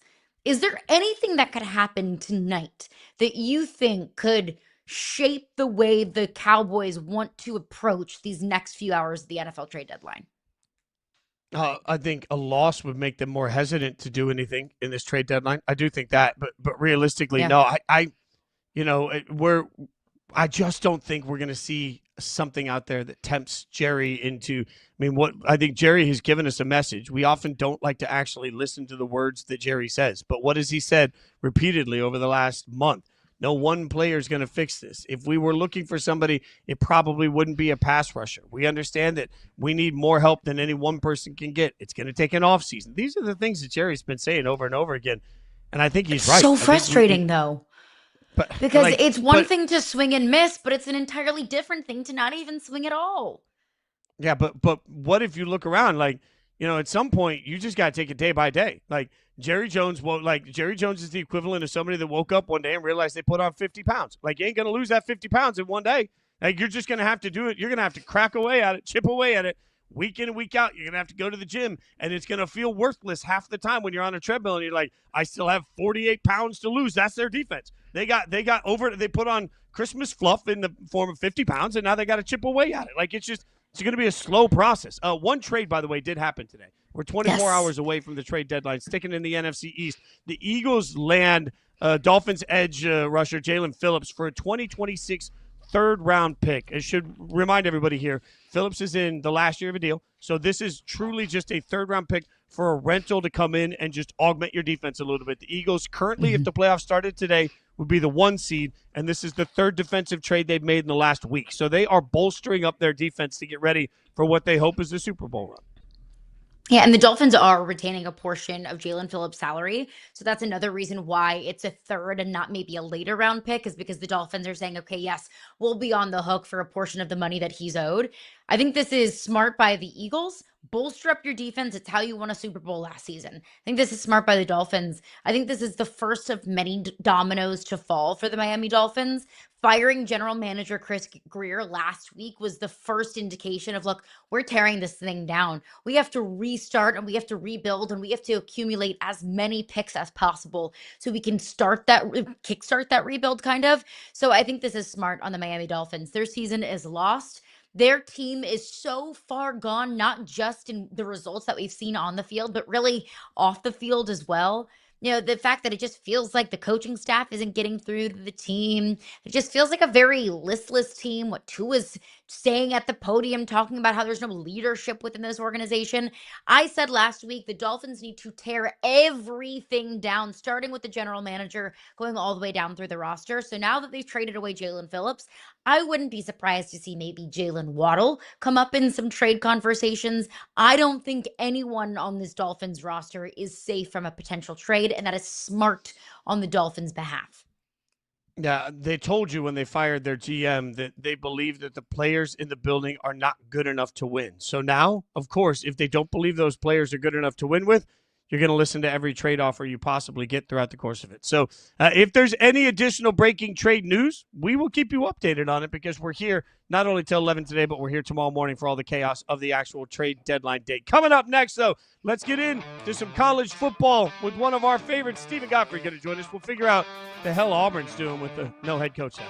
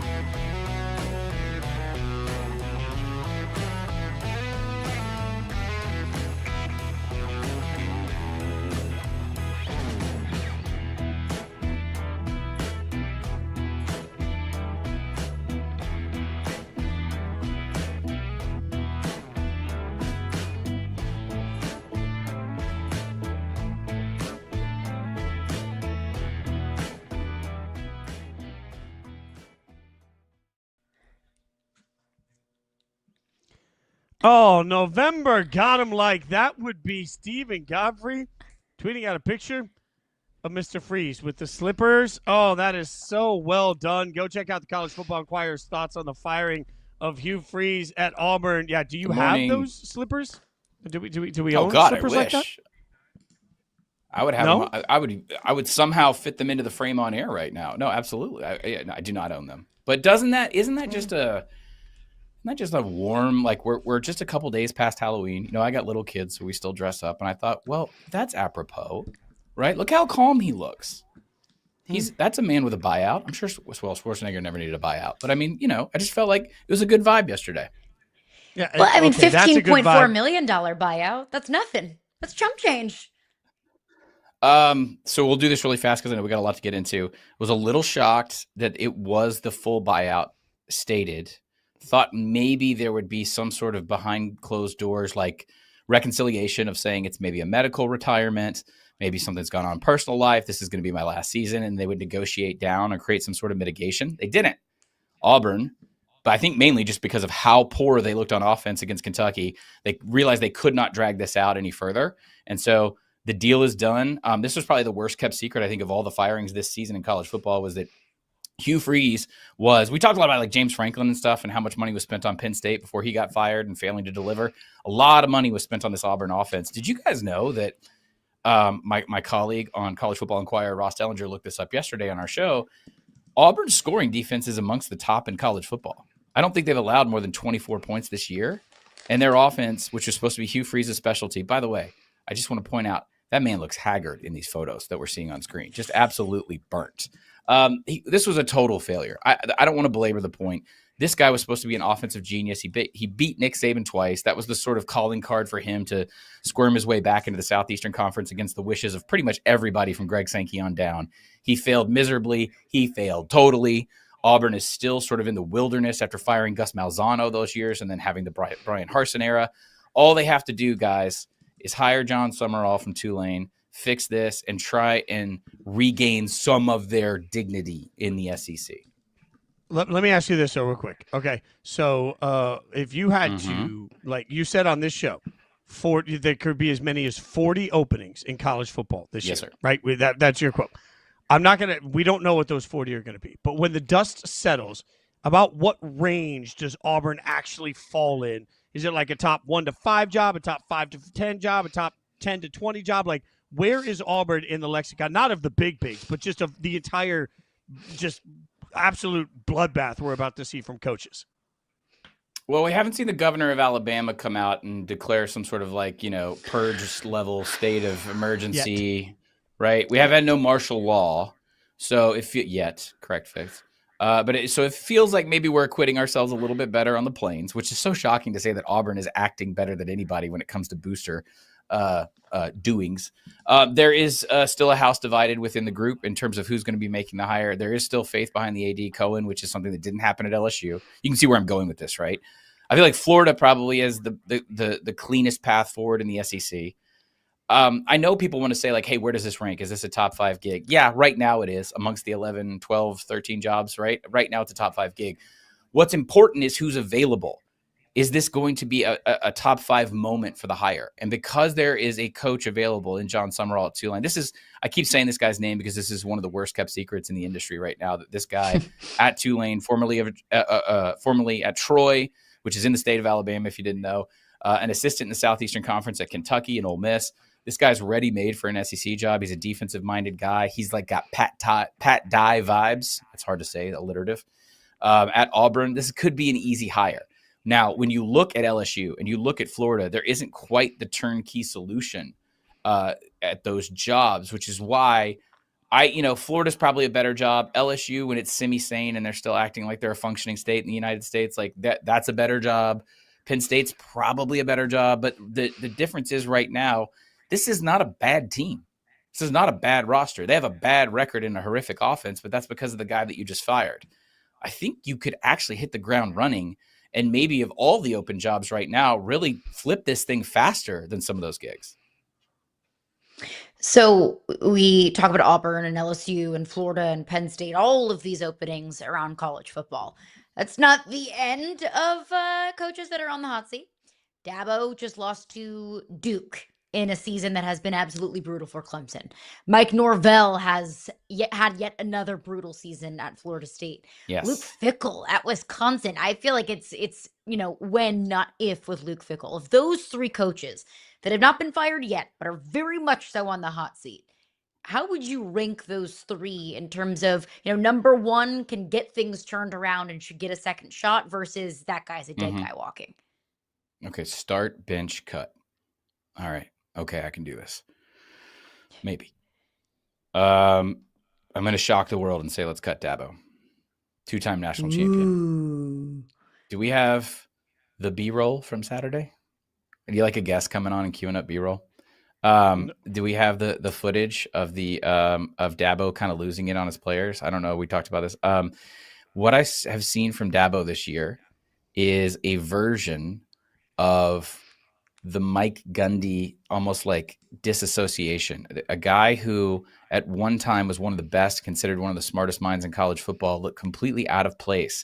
So I have to say this every time I'm on any show or our show or whatever on College Football Inquirer. This sport is changing faster than any other sport in the world right now in terms of like the landscape, what you need to be successful, what kind of training you need to be successful, because we are professionalizing a sport that was in long need of it.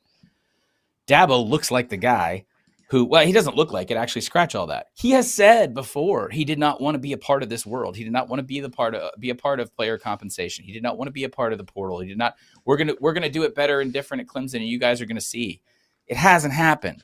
Y'all, Clemson and Florida State are going to play each other, and the winner's probably going to be a bowl eligible team and the loser's not. That's how bad this has gotten. So let's take Dabo at his word and just say, hey, if you don't want to be a part of this, Clemson is invested as being one of those top end schools that's trying to break into the eventual Power 2, right? Clemson, Florida State, there's a handful of others, Texas Tech. They can't afford to spend much more time figuring out with this guy. So that's my bold cut. Bench. Would bench imply that we're helping this person out, or what are we doing here? Now, bench would imply maybe he's around, but he's just not around in a super high profile. Like the start is we got to get that guy. The bench is like, I guess we got that guy, and the cuts, he gone. So here's the problem. It's hard to start any of these guys right now, and I do think there's a way to augment both things that are happening in Madison and in Tallahassee. So I'm trying to cheat this a little bit because I feel like they're on equal footing. The benching thing kind of actually happened behind the scenes because that's why Gus Malzahn is at Florida State. The season that Florida State had last year, they could not afford to buy out Mike Norvell after that disaster. They could not do it. So what they did instead was they hired one of his mentors, a guy he came up under, kind of help with some of the more executive function, head coaching stuff. By the way, if you don't know this, when Nick Saban retired, Mike Norvell was one of the guys who sort of got healthiest by signing a mega extension at Florida State, where schools, again, are negotiating only against themselves, and they can't afford the buyout now that Florida State's essentially imploded after that undefeated season 2 years ago. So they're kind of trying this with him right now. It's not really paying dividends yet, and there are a lot of significant individuals in Tallahassee who are ready to move on. The Luke Fickell one is the most interesting because it seems like Wisconsin, who prides themselves on staying out of the sort of turnstile nature of what's going on in college football coaching, right? They basically had either Barry Alvarez himself or a Barry Alvarez disciple for the better part of a generation until they got rid of Paul Chryst and hired Luke Fickell. But the statement they made earlier this year gives me a little bit of pause because it sounds like they're acknowledging that they have not approached the Rev and NIL side of college football at all. And talking to people and looking at the roster, Luke Fickell didn't forget how to coach. Okay, he took Cincinnati to the 4-team playoff. Do you know how hard that is to take an American Athletic Conference team to the 4-team playoff? Do you know how many players he sent to the NFL from Cincinnati? This was a well-respected. This was one of the consensus slam dunk approvals from all the sports writer nerds like me who were like, "Oh, I love that fit. That's a great fit." We always say that like we know what we're talking about. I still believe it's a good hire. It's not like this guy forgot how to coach football. I do think this roster is woeful. I'm not blaming it on the players. I'm blaming it on Wisconsin for not seeing the change come. And the idea of even 3 or 4 years ago saying we're just going to get us a hard-nosed, experienced ball coach, and that's how we're going to survive the next 10 years. No, dude, these are professional franchises now. So there's talk in Wisconsin of maybe giving him more time and actually focusing on NIL and Rev and then giving him another shot. I do think there would be some significant assistant change, though, if he were to hold on this season. So, on the subject of coaches, I'm going to go rapid fire here. I've got a list of like 7 or 8 coaches. I want you to, your first instinct, tell me where these coaches are going to be coaching next year. And we will Okay. start with the guy who, contrary to popular belief, can only coach at one school and not 17. Lane Kiffin, where is he next year? Okay. So that's my alma mater. I maintain that I am more critical of my alma mater than anybody else. I'm not from the state of Mississippi. I think right now I would give them the inside track with Florida nipping at their heels. The thing I can guarantee you about Lane Kiffin is that he's going to make it about Lane Kiffin for as long as we are willing to pay attention to Lane Kiffin. Okay? He's a cottage industry. He's a self-made brand. He convinced the SEC network to make a documentary about how special he is, his special little boy. He's always been like that. I do think he's in a healthier space mentally. I do believe all that stuff on its face, and I definitely don't make fun of sobriety or the journey that people take through therapy. I advocate it. Since we're in a sports media world, go to therapy, guys. All you guys listening, you should go to therapy. So I like that Lane Kiffin's a better person. But this idea that, he's magically a completely different human being and therefore he should be able to handle the stress of something like a Florida, that feels a little manufactured on his part. It works both ways because then also the people at Ole Miss can be like, look how wonderful Oxford, Mississippi is. It's healed Lane and brought his family together and you should just never leave and blah, blah, blah, blah. Okay. Those jobs are not as far apart as they used to be, but I do think there's still a significant difference between Florida and Ole Miss. However, right now, I think Ole Miss is willing to really extend financially and everything, like really, truly kind of lay out and keep him there with pretty much whatever he wants. So I would give them a tiny edge right now. But I could talk about Kiffin for hours. He's an interesting cat. Manufacturing narratives is new to Lane Kiffin, isn't it? Yeah, color me shocked. Shocking, yes. We'll continue. Rapid fire, just your initial really quick reaction. Where is James Franklin coaching next year? Virginia Tech, but I still wouldn't count out something like NC State. Ooh, Job's Brian not Kelly. open yet. No. No, Not just at no. all. Brian Kelly's not captain. No, just no. He just not right refuses now. Brian Kelly. Not right Okay. now. No. I'm just saying, and I can't fit him right now. And like we could talk longer about that, but no, I don't have a spot for him right now. Jeff Brom. Ooh, Louisville. Ooh, Brent Key. Georgia Tech. Okay, staying put there. You guys are making this hard. Yeah. Is Dabo staying put as well? Arkansas. Let's have fun. Oh, Let's have yes, fun. I love that. Let's have I fun. love that. Okay. This is, hey, I need to clarify these things because they get clipped and they get put on the internet, and then I get death threats on some social media platform with an open DM policy. This is just, we're playing a game right now. This is not factual reporting. Just a game. Okay, we're just playing a game. Everybody calm down. It's never that serious. John Sumrall. Auburn. Kenny Dillingham. Florida State. Ooh, I'm going to add one real quick. Wait. Clark that. Lee? Ooh, good call. Penn State. Penn State. Oh, the Vandy to Penn State train continues. Before we let Nashville you go, Nashville, Vandy, you better get on it. You better fix it fast.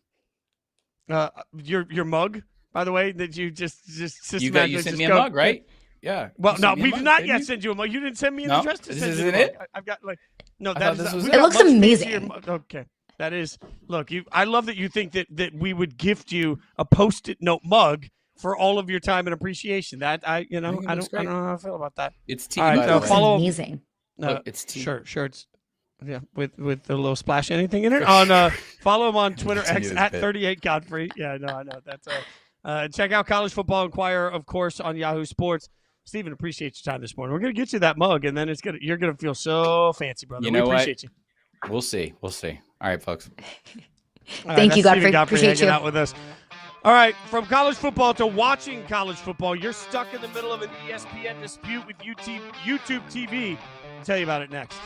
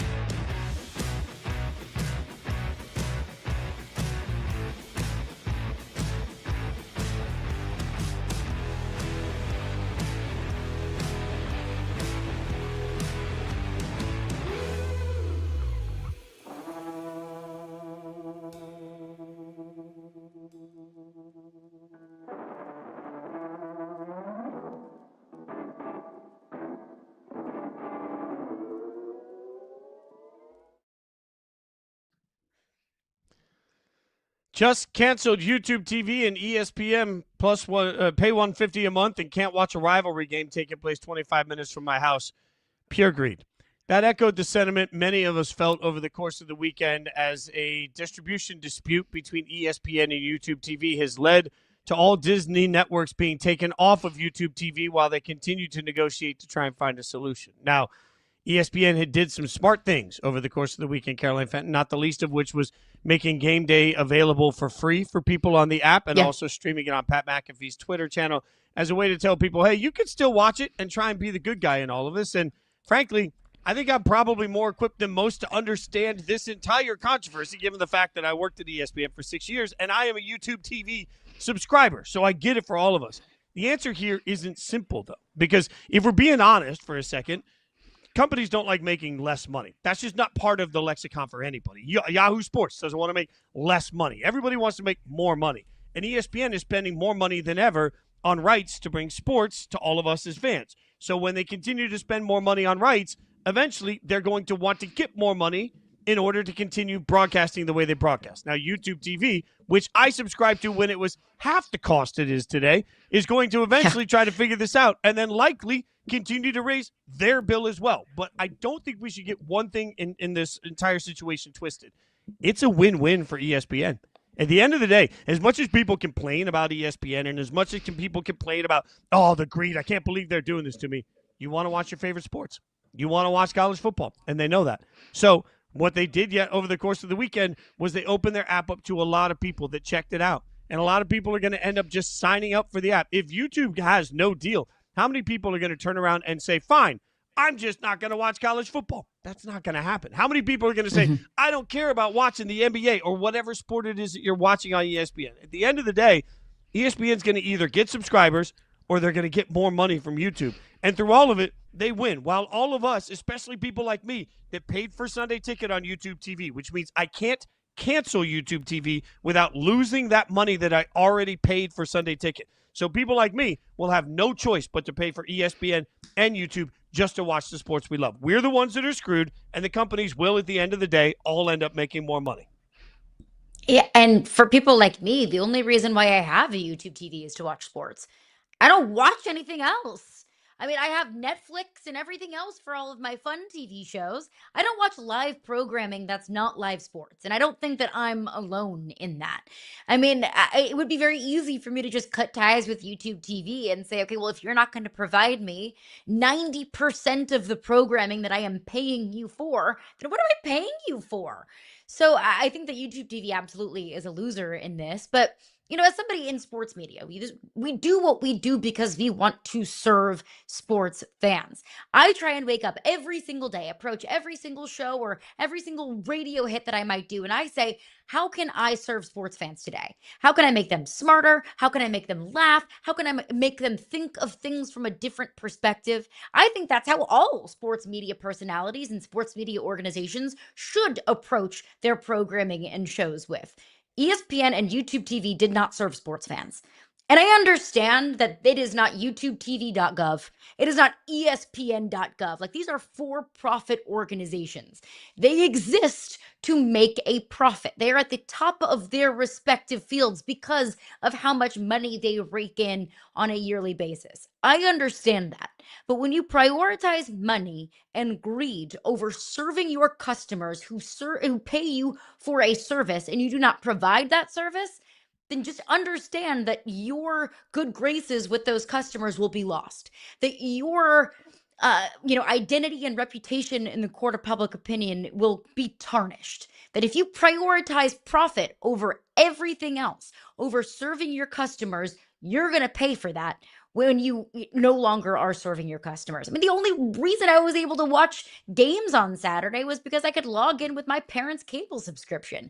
I don't think everyone across America has people with a cable subscription that are totally fine with them freeloading off of it. So it's bad on YouTube TV. It's bad on ESPN. I'll give ESPN credit for, providing College Game Day on Pat McAfee's Twitter account. Like, that's good for them. They're finding different avenues so people can consume their product. But overall, just feels like a fail on all counts.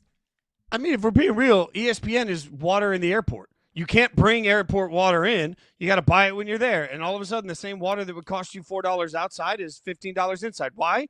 Because they can. Like ESPN, it doesn't really. I hear you, but I think said fairly. And again, it's a place that laid me off. Like at the end of the day, if anybody should have animus towards ESPN, I think people would expect that from me. I'm the opposite. I look at it and say, my God, like ESPN. At the end of the day, they don't need you to like them. It doesn't matter if you like their shows. They own all the sports rights. And as long as they own all the sports rights, you're going to pay for it. The average cable subscriber all across the country pays, according to Google, pays about $9.42 per person. Every single cable subscriber pays that just for ESPN on their cable bill. So it's about $10 a month.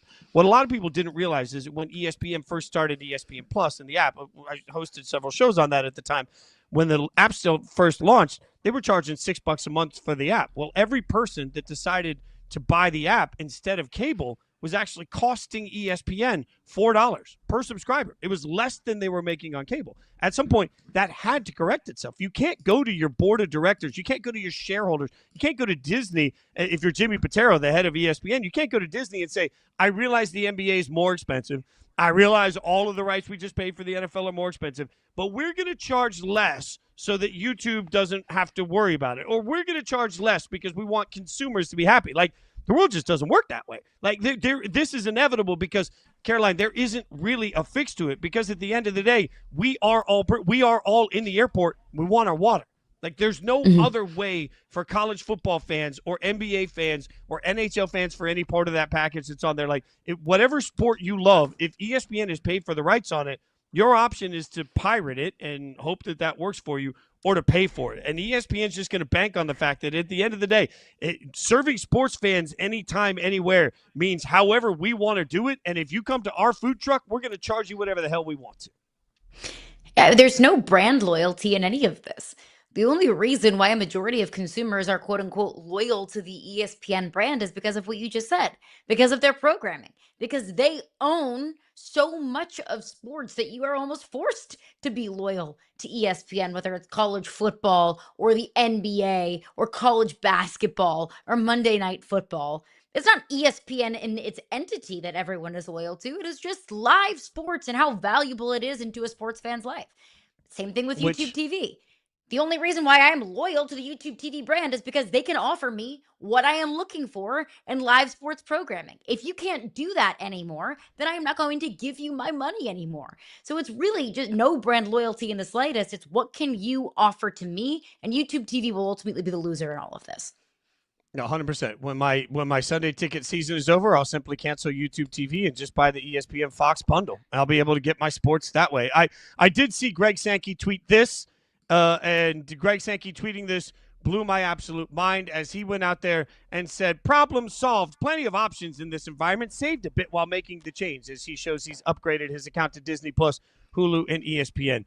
I quote tweeted it, and I made sure that Greg was tagged in it. Commissioner Sankey has not yet said anything to me, but so this solves the problem. You're good long-term with the conference being behind yet another app payment. If so, why didn't you have the foresight to develop an SEC app and figure out how to monetize yourself without needing media partners? My point being, Greg Sankey, your condescending tone on that forgets everybody that was on YouTube TV like me that can't simply cancel it because of other subscriptions. And it also sits there and makes it seem like it's no big deal to have everybody shift their world somewhere to simply be able to consume your product. If you truly believed that, then years ago you would have been able to figure out a way to make your own SEC network app, which you didn't do because guess what? We saw from the Pac-12 that doesn't work very well. You have a partnership with ESPN, and at this point, I get you're going to take ESPN's back, but your condescending tone in the process of trying to make it seem simple is insulting to all of us, Greg Sankey. You should be worried about better things, like how to actually fix some of the things going on in your conference instead of telling me what my solution should be when I'm the one getting screwed by your network partner. And that's very well said by you. I also think it's a little short-sighted understanding that Greg Sankey makes $4.2 million a year. The average American home doesn't make $4.2 million a year. It's no skin off of Greg Sankey's back just to add yet another subscription into his Rolodex of subscriptions. It's expensive to consume media.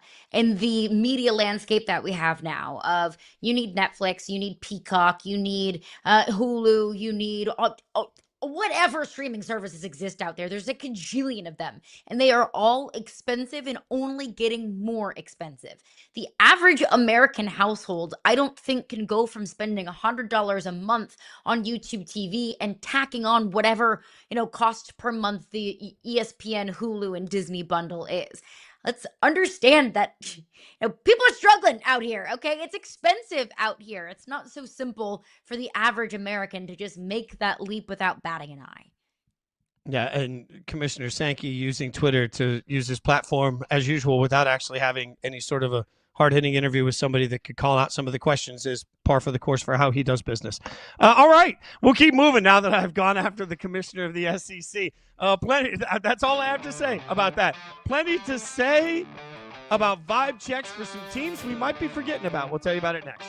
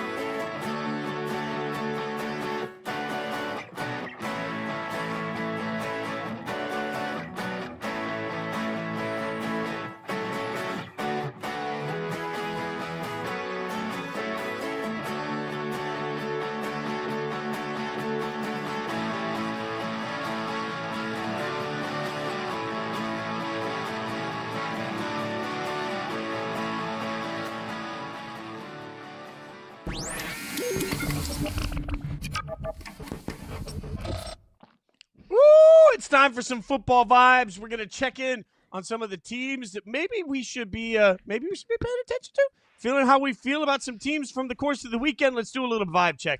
Not all wins are created equally. We're going to go through three teams, all of whom barely won. So three teams that barely got it done. So what are the vibes, Caroline Fenton, for the Pats, who now move into a tie for the AFC's best record? They escaped the Falcons. What are the vibes? Look, it was a close one. I think everyone in New England is probably sore from clenching their couch cushions for how close that one was. But look, the vibes in New England are still 10 out of 10. Okay, you still have Drake May, who looks like your next Tom Brady. You have this Patriots team that is exceeding incredibly high preseason expectations. It feels like you have all of the pieces in place. I think even in a close win, and look, close wins are going to happen. This is the NFL, okay? Anything can happen on any given Sunday, but the close wins count the same as dominant ones. And I think right now for the Patriots, after years and years of just suck, the Patriots are not just relevant. The Patriots look like a team that can make some waves in the postseason. So I think even in a close win, you take the win, you move on. Vibes are still 10 out of 10. Yeah, the vibes are 1,000 out of 1,000. I mean, my God, and maybe it's because I'm living right in the heart of this, but man, it's funny because over the last couple of years on any given Sunday in Connecticut, you could walk into a sports bar and you might see one Patriots fan.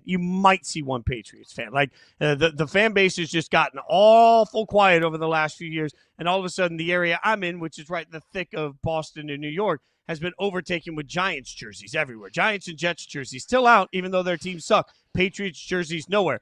All of a sudden, over the course of the last week and a half, the number of times I've heard, we got our Brady, we're going back to the Super Bowl. We're seeing swagger from everybody. My buddy Gary Streisky out at SportsCenter talking his dog. Like, watch when he reads those Patriots highlights. He's got a little shimmer. Like, there's right swaggy walking coming into the room right now for Patriots fans. I don't blame you. I'm jealous that you get to do that again so soon after you dominated the way that you dominated. I didn't think it would look this good over the course of the season. I'm not sure it looked great on Sunday, but who gives a damn? You're 7-2. Who cares what anybody like me says? You're 7-2. You walk your swaggy walk. What about the Chargers? All right, the Chargers did not look swaggy against the Titans. They did get a win, but early on it was tight. What are the vibes like for the Chargers? I'm going to contradict everything I just said, and I'm sure I'll get called out for that. That's fine. I said, the close wins count the same as the, the blowout ones, and that's true. But I also think that in the NFL, there are wins that you can feel bad about. And that's how I feel about the Chargers win over the Tennessee Titans. Pick 6 from Justin Herbert. I mean, Tennessee Titans are statistically bottom 5 in the league in every single offensive category. And you are only barely able to scrape by one score. This is a Chargers team that we've all been talking about, ready to take that next step. Okay, we're ready to see Justin Herbert take that next step. And look, Justin Herbert has been really good this season. But I just keep waiting for the Chargers to separate from that mucky middle. And they haven't, even when Justin Herbert has looked like Superman at times. So yes, they won. I think the vibes are iffy, because that's kind of how the Chargers have been all season, is iffy. And yes, they're above the Chiefs in the division right now. Do you feel good about the Chargers staying above the Chiefs in the division? Because I don't. No, the vibes are an abomination for the Chargers right now because Joe Alt was carted off after another, what is believed to be a high ankle sprain. Shefty said yesterday that this time it could require a procedure to repair per sources. They're going to wait on an MRI today to confirm the diagnosis and see where we are. Without Joe Alt on that offensive line, it looks so wildly different. And this Chargers team just is always banged up. So even though, you got to win against the worst team in football, and you lost one of your most important players in the process, I think vibes are just crashing to a halt for the Chargers. As good as Justin Herbert can be at times, man, the Chargers just – they're sitting right there. They should be in a window, but I don't think any of us feel really confident that the Chargers are actually a deep playoff run type football team, even though they're 6-3. What about, all right, last but not least, we know the vibes are low in Houston. Denver, you see on that screen. Denver goes to 7-2. They squeak by the Texans. If you didn't see it, C.J. Stroud knocked out of the game with a concussion. That meant Davis Mills went for the duration of that game. For a lot of that game, I thought the Texans were going to get it done. They were up, and then late, a touchdown and 2-point conversion and a field goal all in the last few minutes of the game leads to a Broncos win. What are the vibes like for the Broncos right now? They're 7-2, and they lead the division, but I still don't know if I totally trust them. So the vibes for me with the Broncos is the kombucha girl meme. When she's like, no, well, I don't know. Yeah, no. Well, yeah, okay. Like that's literally how I feel about the Denver Broncos. Like, ew, no. But, and I think it's because that defense is elite. The Broncos defense is elite, which makes me believe in them. And then it feels like there's the obligatory Bo Nix pick every single week. And sometimes it costs them, but yesterday it didn't. I trust and believe in Sean Payton. I trust and believe in that defense. I can't wholeheartedly trust in Bo Nix. So I think the vibes are good. You get a win. You're 7-2. You have one of the best divisions in football. You lead the division, an incredibly deep and competitive division. You feel good about that. You feel good about where the Broncos are at right now. But right now, where I have a little bit of hesitation with the Broncos is projecting where they will be and how they will look the rest of the season and in the postseason. I think for me, if you date somebody for a while and you're supposed to be at that spot where like, okay, I know where this is going. And then you sit there and you're like, well, I don't know where this is going. Like we've been dating for a while. And I just don't really know. That's where I am with the entire Denver Broncos, because while I hear you, that defense looked really good yesterday. They were also taking on Davis Mills. Let's not get it twisted. And they still were down late in that game, right? So they're taking on a backup quarterback, and that offense was really inept without C.J. Stroud in. And then on the offensive side of the ball, like there are just times where their rhythm completely disappears. You asked a really good question earlier about the Cardinals. Like, who are they? at times I asked the same thing about this Broncos offense. Who are they? Bo Nix at times looks really good, and at times, like in the last few minutes of a game, I feel really confident that Bo Nix is going to figure out a way to make some big plays. Like I am confident if it's a one-score game that Bo's going to keep them in it. I just don't feel confident in the Broncos overall. So it's like I feel like we've been dating for a minute, and I'm supposed to love you, but I'm not really sure I love you, and I'm not sure that there's a commitment thing here. So maybe we should just go our separate ways, but I don't feel good about that because I think there might be potential. Like that's where we are. I'm working through all sorts of dating trauma with the Denver Broncos right now. Which of these three teams do you trust the most? Pat, Chargers, Broncos. Who do you trust the most? I don't trust any of them. I don't think. But I guess that's right. I think I'll go Broncos. I'll defer to the Broncos, and I'm kind of mentally deciphering between who do I trust more between the Broncos and the Patriots. I trust Drake May more than I trust Bo Nix. Point blank, period, and it's not even close. I trust Sean Payton more than I trust Mike Vrabel, and I trust that Broncos defense more than I trust the Patriots. So I defer to Denver.